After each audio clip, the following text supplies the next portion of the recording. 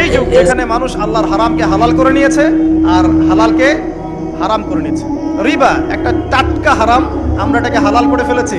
এখন এই হাদিসগুলো শুনলে আমাদের গায়ের মধ্যে দাগও কাটে না, অন্তরটা কেঁপে ওঠে না, আমাদের কলবে কোনো নড়া দেয় না। নবী সাল্লাল্লাহু আলাইহি ওয়াসাল্লাম বলছেন, 1 দিরহাম যে ব্যক্তি সুদ খেয়েছে সে যেন 36 বার জেনা করেছে। কতবার? আমি হাদিসটা বানিয়ে বললাম কি বললাম না, আপনারা আলেমদেরকে জিজ্ঞাসা করবেন, বাসায় গিয়ে অবশ্যই জিজ্ঞাসা করবেন। যদি দেখেন হাদিস ঠিক আছে, সহিহ, তাহলে আল্লাহর ওয়াস্তে এখন যেমন তওবা করলেন আমি 5 ওয়াক্ত নামাজ ছাড়বো না, ঠিক আমার সাথে আবার তওবা করেন, সারা জীবন সুদ খাবো না ইনশাআল্লাহ। নবী সাল্লাল্লাহু আলাইহি ওয়াসাল্লাম 4 শ্রেণীর মানুষকে অভিশাপ করেছেন।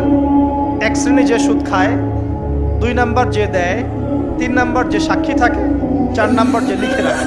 এখন আপনি বলেন এই পুরো মনিটরি সিস্টেমের মধ্যে এই 4 শ্রেণীর মানুষ আছে না? কোনো না কোনোভাবে আমরা এর সাথে সম্পৃক্ত নই কি?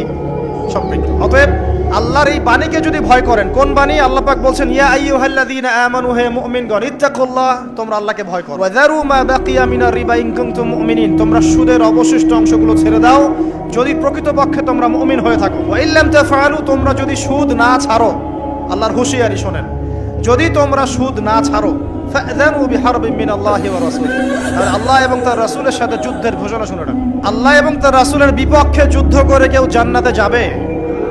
কেউ কবরের আযাব থেকে বাঁচতে পারবে? কেউ হাউজে কাউসারের পানি পাবে?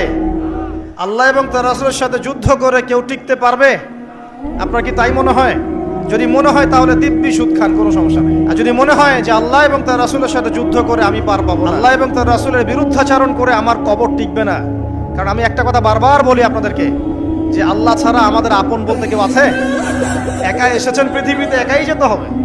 আপনার খ্যাতি, আপনার অর্থনৈতিক খ্যাতি, অর্থের প্রতিপত্তি, আপনার ক্ষমতার দাপট, আপনার ধর্মীয় দাপট, কোনো কিছুই, ফ্যান ফলোয়ার্স, কেউ আপনার সাথে কবরে যাবে। মনে করেন আমি আসছি, আপনারা সবাই স্লোগান দিচ্ছেন, কথার কথা, আপনারা আমাকে ভালোবাসেন, বা একজন পলিটিশিয়ান আসছে, আপনারা সবাই স্লোগান দিচ্ছেন, ভালোবাসেন তাকে। দিন শেষে ওই পলিটিশিয়ান একাই কবরে যাবে, দিন শেষে আপনিও একাই কবরে যাবেন, আমিও একাই কবর। আলটিমেটলি কি হলো? দুনিয়া এবং আখেরাতে আল্লাহ ছাড়া প্রকৃত বন্ধু আমাদের কেউ নাই, প্রকৃত মওলা কেউ নাই। সেই আল্লাহ এবং তার রাসূলের বিরুদ্ধাচরণ করে কেউ তার সাথে যুদ্ধ করে কবরে পার পাবে, এমনটা ভাবা বোকামি নয় কি?